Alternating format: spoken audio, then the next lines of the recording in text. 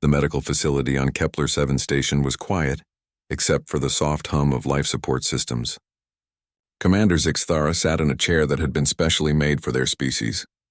The chair was larger than human furniture and had supports for their forearms. Their blue-gray skin showed the marks of old battles. Scars ran across their face and neck like a map of pain. Across from the commander sat a young reporter named Kayla Voss. She was human, which made this interview very unusual. 20 years ago, humans and the hegemony had been trying to kill each other. Now they sat in the same room, talking. Kayla held a small recording device. Her hands were steady, but Zixthara could smell her nervousness. All species in the galaxy had learned to be careful around humans even in peaceful settings. "Thank you for agreeing to this interview, Commander," Kayla said. Her voice was polite but firm. "I know this is not easy for you." Zixthara made a sound like air escaping from a broken seal. It was how their people showed amusement, though there was no joy in it now. "Easy," Zixthara said. Their voice was deep and rough, like rocks grinding together. "Nothing about humans has ever been easy. That was our first mistake."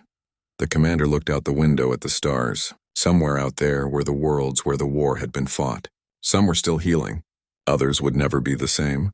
"Where would you like me to start?" Zixthara asked. "The beginning," Kayla said. "Tell me about before the war. What did your people think of humans?" Zixthara's eyes closed for a moment. When they opened, they seemed to be looking into the past. "We thought you were nothing," the commander said. "Less than nothing. The hegemony had been expanding across the galaxy for over 3,000 years. We had conquered 800 worlds. We had defeated every species we met. The hegemony was made up of 12 different alien races. Each one brought something special to their empire. The Karathi were masters of technology. The Veln were expert strategists. The Zephyrians could live in any environment. Together they were unstoppable. Your species had only just learned to travel between stars." Zixthara continued. "We had been doing it for millennia. Your ships were slow and clumsy. Your weapons were basic. Your military was small and scattered across just a few systems." Kayla nodded, encouraging the commander to continue.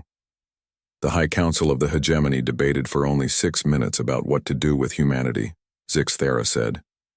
6 minutes to decide the fate of your entire species. Some members wanted to ignore you completely. Others suggested making you slaves. In the end, we decided on Standard Conquest Protocol. Standard Conquest Protocol was simple. The hegemony would arrive with overwhelming force.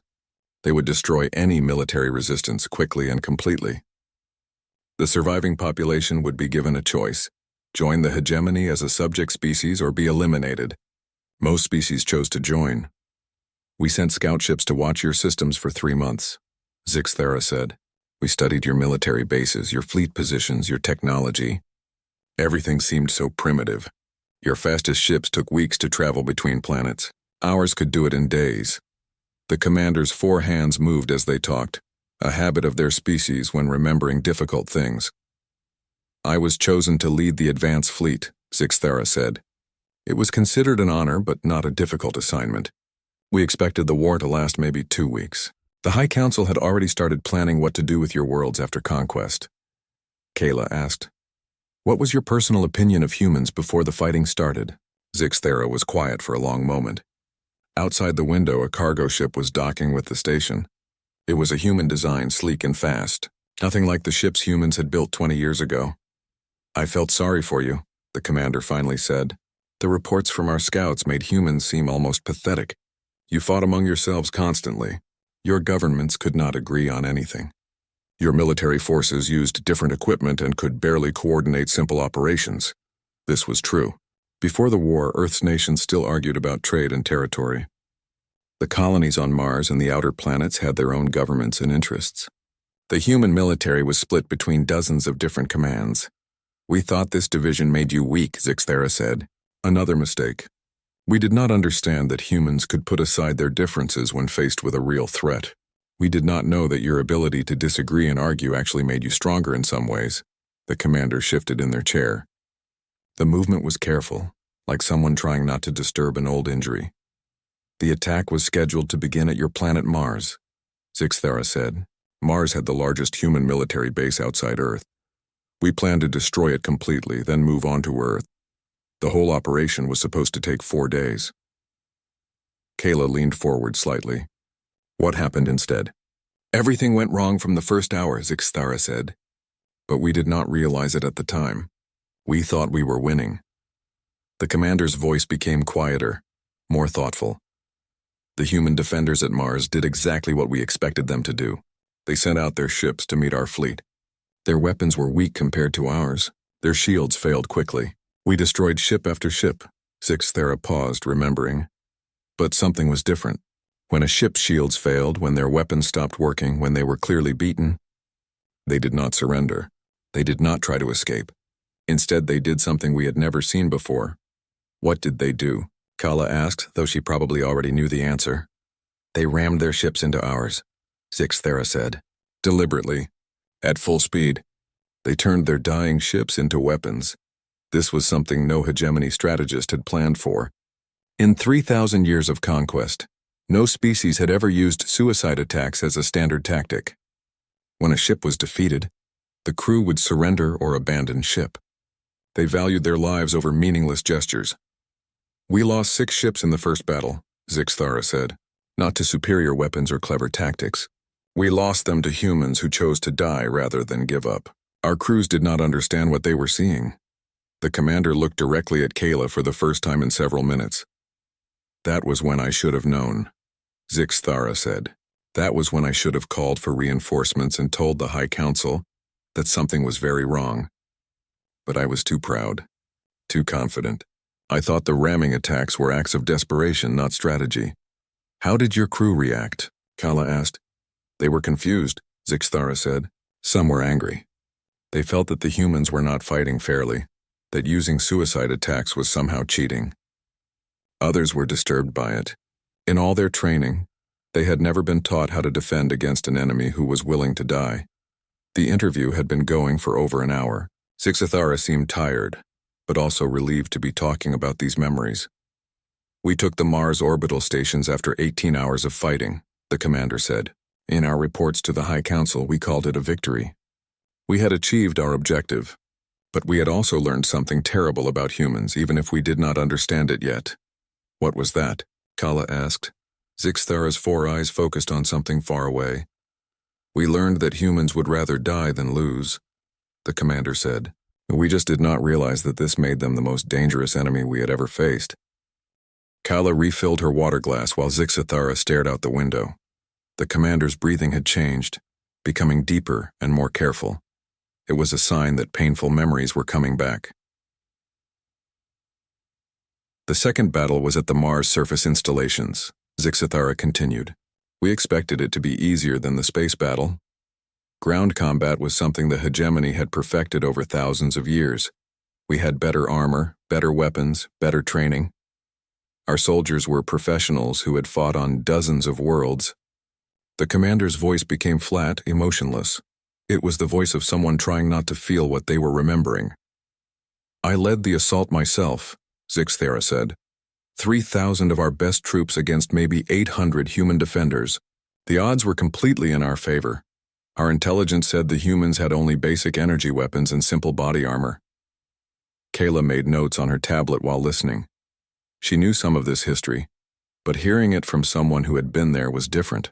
The landing went perfectly, Zixthara said. We established our positions exactly according to plan. Our heavy weapons were in place. Our command post was secure. I remember feeling confident that the battle would be over before sunset. Commander paused to drink from a container of blue liquid. It was medication for their species, something to help with old injuries.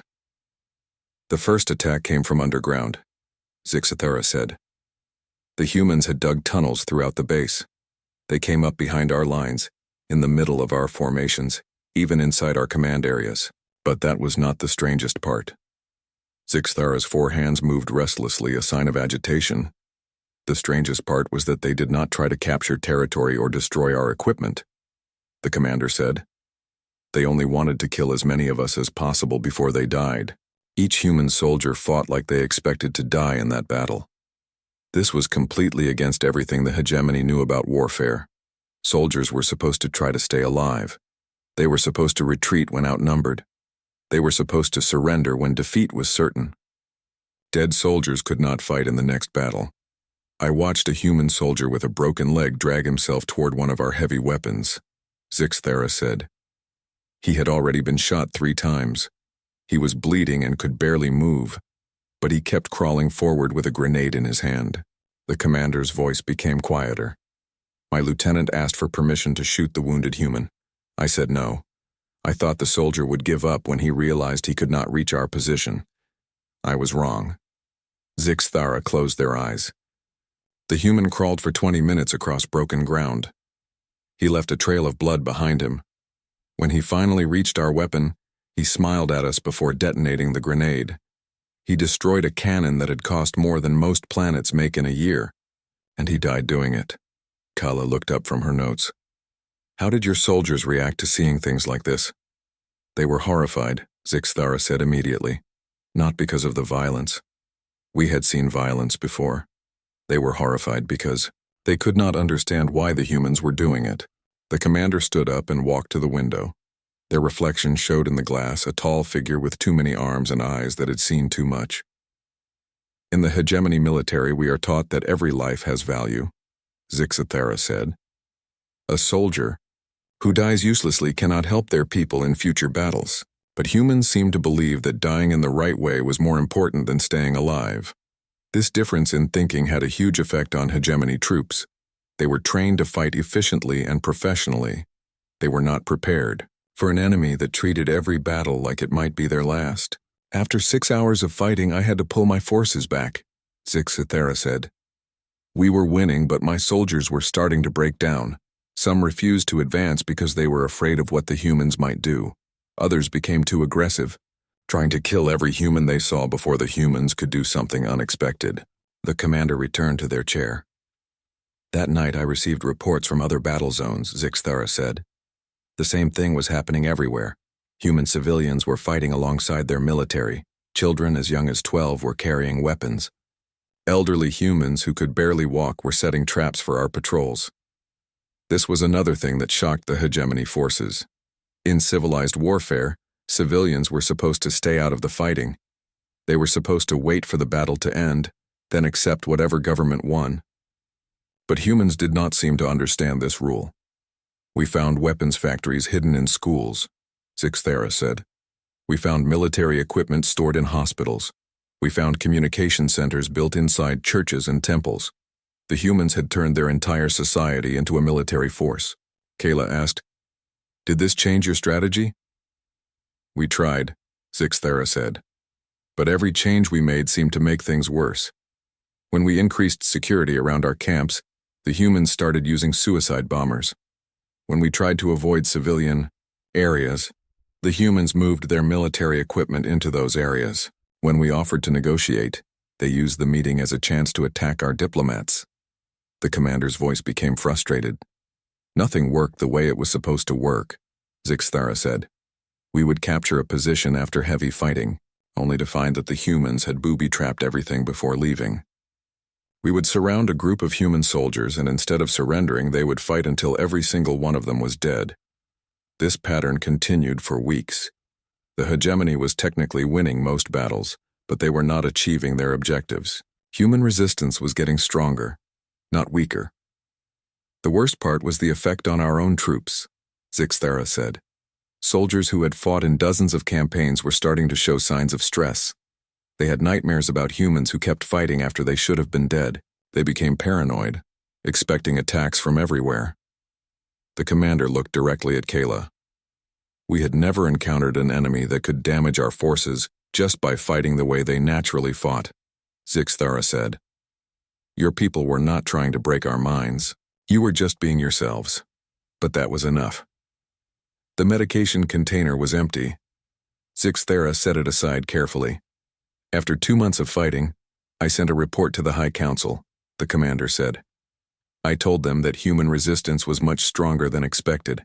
I requested additional troops and suggested that we might need to change our approach. What did they say? Kayla asked. They said I was being overcautious, Zixthara replied. They said that all species fought harder when defending their home worlds. They said that human resistance would collapse once we took Earth. The commander made that sound like air escaping again, but this time it was bitter. They were wrong, Zixthara said. Human resistance was not going to collapse. It was just getting started, but we would not understand that until it was too late to do anything about it. The interview room fell silent except for the humming of the station's systems. Outside, another ship was arriving. It moved with the quick, purposeful motion that had become typical of human engineering. What I did not know, Zixthara said quietly, was that humans were already learning from every battle we fought. They were studying our tactics, our weapons, our weaknesses. While we were reporting our victories to the High Council, the humans were preparing to turn everything we knew about warfare against us. The commander looked tired but determined to continue. That was when the real war began, Zixthara said. Everything before that had just been practice for what came next. Zixthara had been talking for over 2 hours now. The commander's voice was getting rougher, but they seemed determined to finish their story. Kala had already filled 3 data storage units with the interview. This was going to be the most important war testimony ever recorded. The humans disappeared for 6 weeks, Zixthara said. After the fighting on Mars, they pulled back all their forces. Our scouts found empty bases and abandoned outposts. For a while, we thought they had given up. The commander laughed, but there was no humor in the sound. We should have known better, Zixthara said. Humans do not give up. They just change their approach. During those 6 weeks, hegemony forces had consolidated their control over the outer colonies. They captured mining stations and research facilities. They established supply lines between Earth and their main fleet. Everything seemed to be going according to plan. Then the attack started again, Zixthara said. But they were different. The humans were using weapons we had never seen before. Weapons that looked like ours, but better. This was the first sign of something that would terrify the hegemony: human adaptability. In just 6 weeks, human engineers had studied captured hegemony technology and learned to improve on it. They took our plasma rifles and made them more powerful, Zixthara said. They took our shield generators and made them more efficient. They took our ship designs and made them faster. The commander stood up again and began pacing around the room. It was clearly difficult to sit still while remembering these events. But the worst part was not that they copied our technology, Zixthara said. The worst part was that they made it better. In 6 weeks, they had solved engineering problems that had taken our species decades to figure out. Kayla looked up from her notes. How was that possible? We do not know, Zixthara said. Even now, 20 years later, we do not fully understand how humans think about technology. Your brains work differently than ours. You see solutions that we miss. This was true. Human neural patterns were unique among known species. Where other races thought in linear, logical steps, humans could make intuitive leaps that seemed to skip several stages of reasoning. The first new weapon they used was a kinetic bombardment system, Zixthara said. They launched metal rods from orbit at near light speed. Simple physics but devastating effectiveness. One rod could destroy an entire base. The commander stopped pacing and looked out the window again. We tried to shoot down the rods, but they were too fast and too small, Zixthara said. We tried to trace them back to their launch platforms, but the humans were firing them from mobile ships that disappeared immediately after firing. This was classic human warfare. Simple ideas executed with devastating efficiency. The hegemony had much more advanced weapons, but they were complex and expensive. Human weapons were crude but effective. Then came the biological attacks, Zixthara said quietly. This was clearly a painful memory. The commander's 4 hands clenched into fists. The humans had somehow obtained genetic samples from all 12 hegemony species, Zixthara said. They created diseases that affected only us. Each species got a different plague. The biological warfare campaign lasted only 2 weeks, but it crippled hegemony forces. Soldiers became sick and could not fight. Supply ships had to be quarantined. Medical facilities were overwhelmed. The diseases were not designed to kill us, Zixthara said. They were designed to make us weak and slow. The humans wanted us alive but helpless. Kayla shuddered slightly. Even 20 years later, the idea of species-specific biological weapons was disturbing. How did they get your genetic information? She asked. From prisoners, Zixthara said, and from medical waste we left behind. And probably from bodies of our soldiers who died in the early battles. Humans are very good at finding what they need. The commander returned to their chair, moving more slowly than before. While we were dealing with the plagues, the humans launched what they called Phase 2 of their defense. Zixthera said. That was when we encountered the drones. The drones were unlike anything in Hegemony experience. They were small, fast, and completely expendable. More importantly, they seemed to be controlled by human consciousness. At first we thought they were just advanced AI systems, Zixthara said, but they behaved too much like humans. They made intuitive decisions. They took risks that no computer would take. They seemed to actually enjoy combat. The truth was worse than the Hegemony had imagined. The humans had developed a way to upload human consciousness into drone systems. Pilots who died in combat could continue fighting as digital beings. We were fighting soldiers who could not truly die, Zixthara said. Every time we destroyed a drone, the pilot would just transfer to a new body and attack us again. Some of the drone pilots had been killed dozens of times, but they kept coming back. This had a devastating effect on Hegemony morale. Soldiers began to believe they were fighting ghosts or demons. Some refused to shoot at drones because they thought it was useless. The drone attacks never stopped, Zixthara said. Day and night they came at us. They learned from every battle. They shared information instantly. They coordinated attacks across multiple star systems simultaneously. The commander's voice became strained. And they talked to us, Zixthara said. During battles, the drone pilots would broadcast messages to our troops. They would tell us about their families, about their homes, about why they were fighting. They made the war personal. This psychological warfare was extremely effective. Hegemony soldiers were used to fighting anonymous enemies. Having opponents who spoke to them as individuals was deeply unsettling. I remember one drone pilot who called himself Martinez, Zixthara said. He attacked my ship 17 times over the course of a month. Each time he would send me a personal message before the attack. He told me about his children, his wife, his dog. He made me care about him even though he was trying to kill me. Kayla asked. Did you ever try to negotiate with the humans during this period? We tried, Zixthara said. But the humans refused to talk until we left their solar system completely. They said there was nothing to negotiate. We could leave or we could die. Those were the only options. This was another thing that confused the Hegemony. Most species were willing to discuss terms once the fighting became difficult. They would accept partial defeat in exchange for keeping some of their territory or resources. Humans do not think that way, Zixthara said. For them, war is total. You either win everything or lose everything. There is no middle ground. The commander was quiet for several minutes, lost in memories. By the 4th month of fighting, we had lost more ships than in the previous 10 years of conquest combined, Zixthara said. Our medical facilities were full of soldiers suffering from what you call combat stress. Our supply lines were being constantly attacked by drones that seemed to know our plans before we made them. Zixthara looked directly at Kayla. That was when the High Council finally admitted that something was wrong, the commander said. They sent me additional forces and new weapons. They told me to end the war quickly, no matter what it cost. The commander's expression became grim. They did not understand that the war was already lost, Zixthara said. They still thought this was about technology and tactics. They did not realize that humans had turned warfare itself into something we could not comprehend. Outside the window, another human ship was departing the station. It moved with the confident speed that had become the hallmark of human engineering. What they sent me, Zixthara said quietly, was not enough to win. But it was enough to make the humans very, very angry.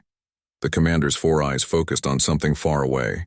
And angry humans, Zixthara said, are the most dangerous thing in the galaxy. The medical facility's lights dimmed automatically as the station entered its night cycle. Zixthara had not noticed the passage of time. The commander was deep in memories that clearly still caused pain. The High Council gave me the 7th Battle Fleet, Zixthara said, 50,000 soldiers and 300 ships. They told me to break human resistance once and for all. The commander's voice became bitter. They also gave me new orders, Zixthara said. I was no longer supposed to worry about civilian casualties. I was no longer supposed to follow the traditional rules of warfare. The High Council wanted the human threat eliminated completely. This change in policy marked a turning point in the war. The Hegemony had always prided itself on being civilized conquerors. They followed strict rules about protecting non-combatants and preserving infrastructure. Now they were abandoning those principles. My target was a research facility on Europa, Zixthara said. Intelligence reports said the humans were developing new weapons there. The facility was supposed to be lightly defended. My mission was to destroy it and everyone inside. Kayla looked up from her notes. She knew about the Battle of Europa from human historical records, but those accounts focused on human heroism. She had never heard the hegemony perspective. I planned the attack for 3 weeks, Zixthara said. We studied every approach route. We identified every defensive position. We prepared for every possible human tactic we had seen before. The commander paused to take more medication. Their hands were shaking slightly. What we did not prepare for, Zixthara said, was the possibility that the humans had been studying us just as carefully. The attack began at dawn, Europa time. Zixthara led a strike force of 2,000 elite troops in a direct assault on the research facility. The plan was simple: overwhelm the defenders with superior numbers and firepower. The first sign that something was wrong came when we encountered no resistance during the landing, Zixthara said. The facility appeared to be abandoned. Our scouts found empty buildings and no signs of human activity. But the humans had not abandoned Europa. They had prepared an elaborate trap. The attack came from everywhere at once, Zixthara said. The humans had hidden soldiers throughout the entire facility. They knew exactly where we would land, which routes we would take, which buildings we would search first. The battle that followed was unlike anything in Zixthara's experience. Every decision the commander made seemed to be anticipated by the human defenders. Every tactical move was countered before it could be completed. It was like fighting someone who could read my mind, Zixthara said. Every time I ordered my troops to move, the humans were already waiting for us. Every time I tried a new strategy, they had already prepared a counter-strategy. The human defenders used the facility's own infrastructure against the hegemony forces. They had rigged corridors to collapse at the right moment. They had turned laboratories into death traps. They had transformed every room into a potential battlefield. But the worst part was not the traps or the ambushes, Zixthara said. The worst part was that the humans seemed to know how we would react to everything they did. This was true. The humans had spent months studying hegemony tactical doctrine. They understood how hegemony commanders thought and how they made decisions. They had turned the enemy's own training against them. When my troops found themselves surrounded, they followed standard protocol and formed defensive positions, Zixthara said. The humans let them do this, then attacked from directions that our doctrine said were impossible. The commander's voice became strained. When I ordered a retreat to regroup, the humans anticipated the withdrawal routes and set up killing fields along them, Zixthara said. When I called for air support, they shot down our aircraft with weapons that should not have been able to reach that altitude. The battle lasted 14 hours. By the end, Zixthara's strike force had been completely destroyed. Of the 2,000 soldiers who had landed on Europa, fewer than 50 survived. I was captured during the final assault, Zixthara said quietly. A human soldier stunned me with a weapon I had never seen before. When I woke up, I was in their medical facility. This was when Zixthara experienced something that would haunt them for the rest of their life. Human mercy. I expected to be tortured, the commander said. I expected to be killed. Instead, I found myself in a hospital bed. Human doctors were treating my injuries. The psychological impact of this treatment was devastating. Zixthara had been taught that humans were savage and primitive. Instead, they found themselves being cared for by the same species they had been trying to exterminate. The human doctor who treated me was named Sarah Chen, Zixthara said. She had lost her husband and 2 children in our attack on Mars, but she still saved my life. Dr. Chen spoke to Zixthara during the treatment. She explained that humans believed even their enemies deserved medical care. She said that showing mercy was what separated civilized beings from animals. I asked her why she did not hate me, Zixthara said. She said that hate was easy, but healing was hard. She said that humans chose to do hard things because they were the right things. During the month of captivity that followed, Zixthara learned things about humans that no intelligence report had ever revealed. They learned about human art, human philosophy, human dreams for the future. They did not try to convert me or make me betray my people, Zixthara said. They just talked to me like I was a person, not an enemy soldier. They told me about their families, their hopes, their fears. This was perhaps the most effective form of psychological warfare the humans had developed. By treating their enemies with dignity and respect, they forced those enemies to see humans as individuals rather than targets. I met the facility's research director while I was being held, Zixthara said. His name was Professor Williams. He showed me what they had really been working on.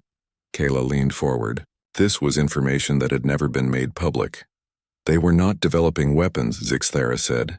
They were developing ways to communicate with different alien species. They were trying to build translation systems that could work with any language or thought pattern. This revelation was shocking. The hegemony had attacked a peaceful research facility, not a military installation. Professor Williams told me that humans had always known the galaxy was full of other intelligent species, Zixthara said. They had been preparing for contact for decades. They wanted to be ready to talk to aliens when the time came. The commander's voice became very quiet. He said that humans had hoped the first contact would be peaceful, Zixthara said. They had prepared gifts and cultural exchanges. They had dreamed of learning from other species and sharing knowledge. Instead, the first contact had been an invasion. Professor Williams asked me a question that I still think about every day, Zixthara said. He asked me what the hegemony could have gained from talking to humans instead of trying to conquer them. Zixthara had no answer then, and still had no answer now. When they released me, the commander said, they gave me a message to take back to the High Council. It was very simple. Leave our solar system and we will not follow you. Stay and we will destroy you. The commander looked directly at Kayla. I delivered that message, Zixthara said. I told the High Council everything I had learned about human capabilities and human nature. I recommended immediate withdrawal from the Sol system.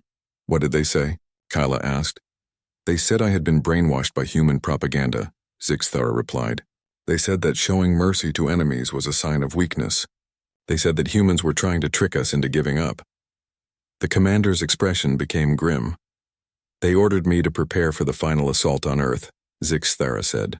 They sent me the entire hegemony war fleet, 1 million soldiers and 5,000 ships. Zixthara stood up and walked to the window again.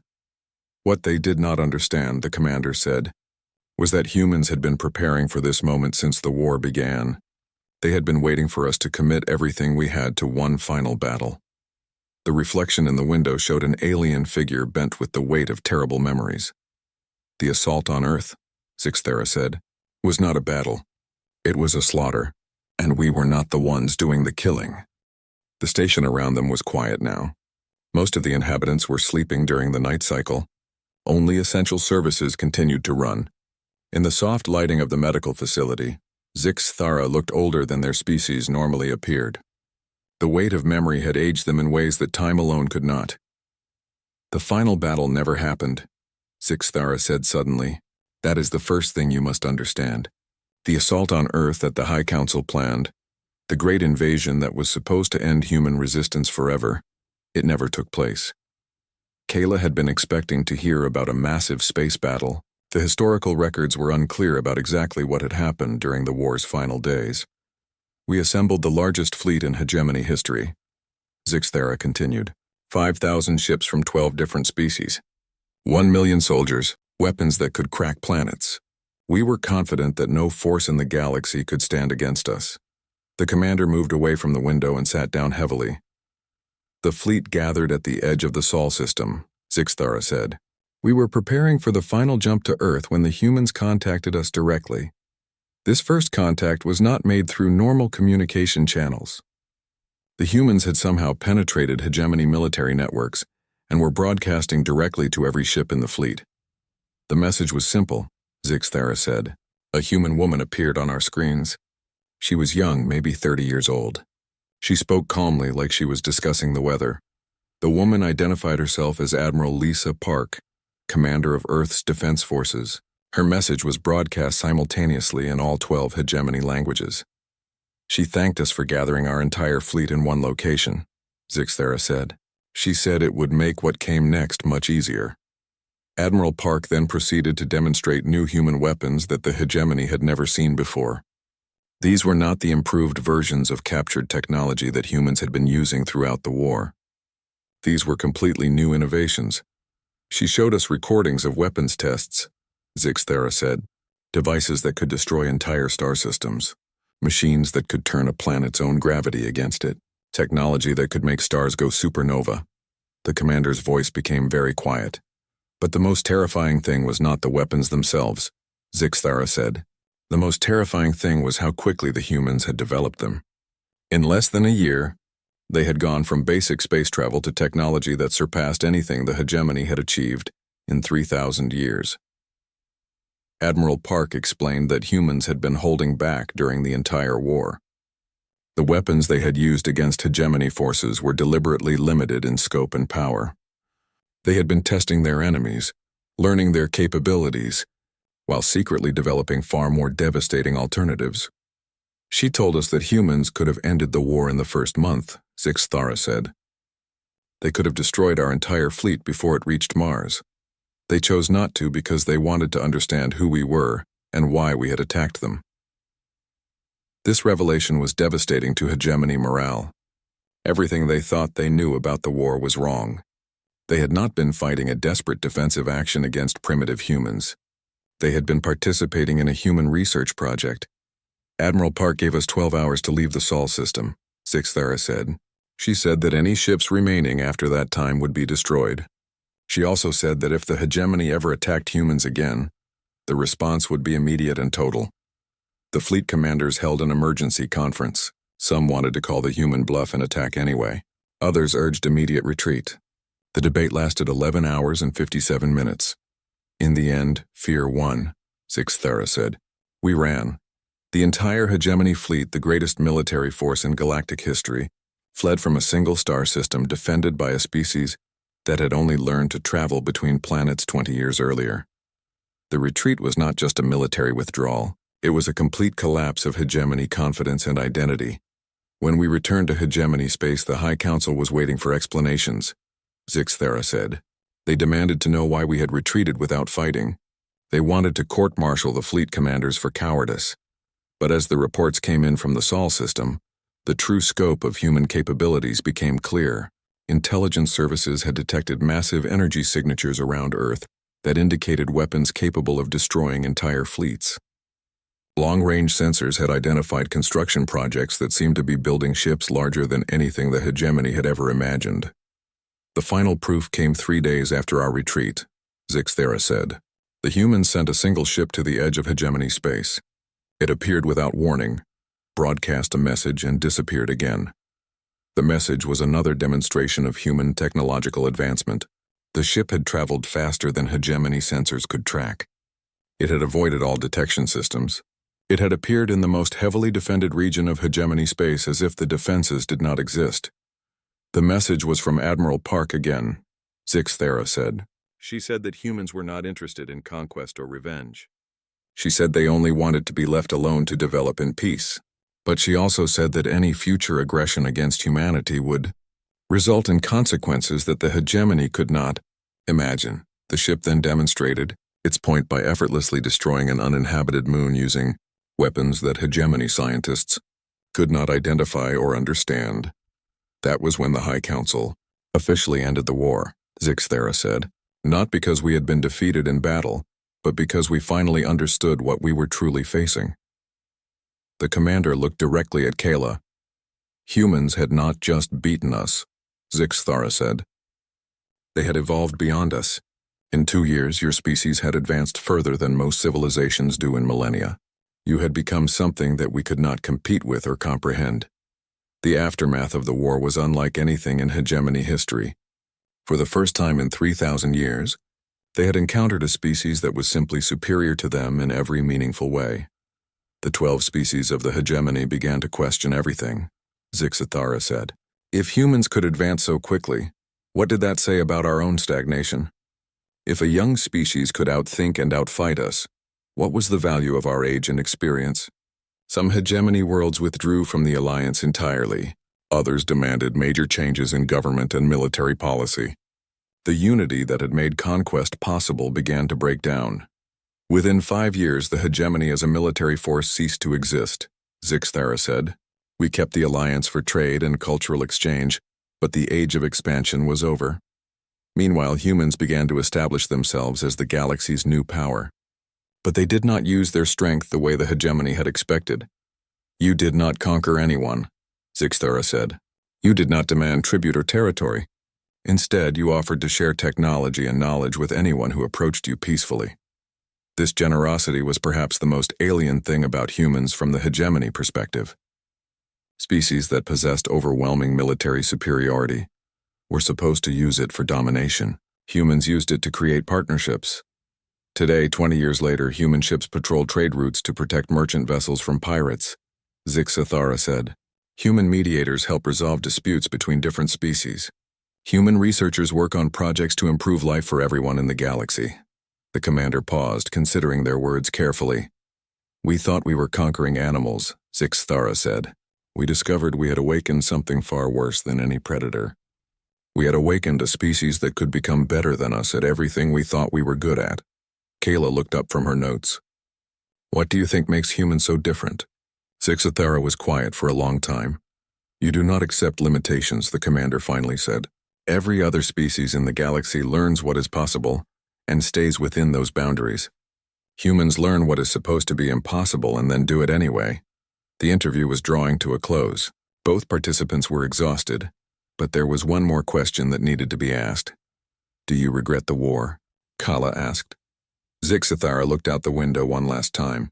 In the distance, a human exploration ship was departing for unknown regions of space. I regret the deaths, the commander said. I regret the suffering we caused and the opportunities we wasted. But I cannot regret learning the truth about humanity. Zixathara stood up slowly. The war taught the galaxy that humans are not just another species, the commander said. You are something new, something that has never existed before. You are the future, whether the rest of us are ready for it or not. The recording device clicked off. The interview was complete, but the implications of what had been said would echo through the galaxy for generations to come. The greatest mistake the hegemony made, Zixathara said as a final thought, was assuming that humans would fight like every other species we had encountered. We never imagined that you would fight like humans. In the quiet of the medical facility, surrounded by the hum of technology that humans had helped to develop, the truth was finally clear. The war had not been about territory or resources or even survival. It had been about evolution.